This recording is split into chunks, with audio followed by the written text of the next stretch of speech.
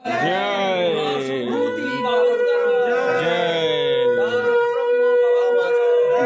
संबलपुर आसी एक खुशी खबर। संबलपुर सहर बुढ़ारजा न्यू कॉलोनी ठारे उद्घाटित हो जाइछि आनंद मार्ग जागृति।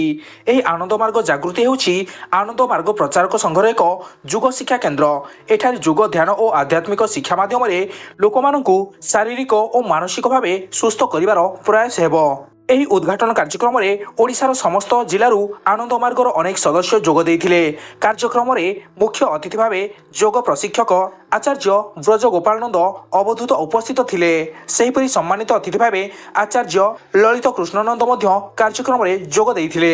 ଏହି ସମ୍ପୂର୍ଣ୍ଣ କାର୍ଯ୍ୟକ୍ରମର ପରିଚାଳନା ଦାୟିତ୍ୱ ନେଇଥିଲେ ଆଚାର୍ଯ୍ୟ ଜୟ ଶିବାନନ୍ଦ ଅବଧୂତ ଏବଂ ଆଚାର୍ଯ୍ୟ କୃଷ୍ଣ ସରାୟନନ୍ଦ। ଏହି କାର୍ଯ୍ୟକ୍ରମକୁ ସଫଳ କରିବା ପାଇଁ ଆୟୋଜକ ଭାବେ ଗୁରୁତ୍ୱପୂର୍ଣ୍ଣ ଭୂମିକା ନେଇଥିଲେ ଦିବ୍ୟ ସୁନ୍ଦର ଗଡ଼ନାୟକ, ତପେଶ ଦେବ, ଶରତ ଚନ୍ଦ୍ର ସେଠ ଏବଂ ଦିଲ୍ଲୀପ କୁମାର ପଣ୍ଡା। ଏହି ଅବସରରେ ଅନେକ ଆଧ୍ୟାତ୍ମିକ ଓ ଯୋଗ ସାଧନ କାର୍ଯ୍ୟକ୍ରମ ମଧ୍ୟ ହୋଇଥିଲା। ସାମୂହିକ ଯୋଗାଭ୍ୟାସ, ଆସନ, ପ୍ରାଣାୟାମ, ନାରାୟଣ ସେବା, ଈଶ୍ୱର ପ୍ରଣିଧାନ, ସ୍ୱାଧ୍ୟାୟ ଆଦି କାର୍ଯ୍ୟକ୍ରମ ସଫଳତାର ସହ ଆୟୋଜିତ ହୋଇଥିଲା।